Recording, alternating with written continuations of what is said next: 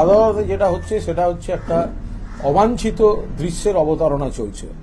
একে অভিজিৎ গঙ্গোপাধ্যায়ের বিরুদ্ধে চূড়ান্ত রাজনৈতিক পক্ষপাতিত্বের অভিযোগ রয়েছে। সেই অভিজিৎ গঙ্গোপাধ্যায় আর একজন বিচারপতিকে আক্রমণাত্মক কথাবার্তা বলছেন, পক্ষপাত দুষ্ট বলছেন। আবার কখনো দেখলাম এই ডিভিশন থেকে কোনো মামলা সরে যাচ্ছে, আবার কখনো দেখলাম সুপ্রিম কোর্ট অমুক অমুক ব্যক্তির, জাস্টিস গাঙ্গুলি এবং জাস্টিস সিনহার সিঙ্গেল বেঞ্চে অমুক অমুক মামলা যাবে না, সেরকমও কোনো কোনো নির্দেশ আসছে।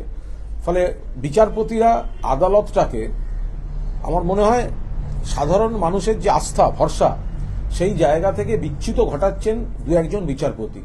তারা নিজেদের রাজনৈতিক অবস্থান, রাজনৈতিক উইশ লিস্ট, কখনো তারা বাড়তি নিজেদের প্রচারের জন্য কোনো কথা বলছেন, কখনো তারা কোর্টের বাইরে কথা বলছেন, কখনো তারা রাজনৈতিক নেতা নেত্রীর মতো আচরণ করছেন, যেটা বিচারকের চেয়ারে বসে তার সেই রাজনৈতিক অবস্থান বলার কোনো রাইট নেই।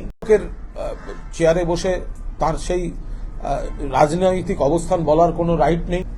ফলে আদালতের প্রতি সাধারণ মানুষের যে একটা শ্রদ্ধার জায়গা রয়েছে, সেটা রক্ষা করার দায়িত্ব এই বিচারপতিদের। তারা সেই জায়গাটা থেকে কেউ কেউ সেটা বিনষ্ট করে দিচ্ছেন। বিচারকের চেয়ারে বসে তার সেই রাজনৈতিক অবস্থান বলার কোনো রাইট নেই। বিচারকের চেয়ারে বসে তার সেই রাজনৈতিক অবস্থান বলার কোনো রাইট নেই।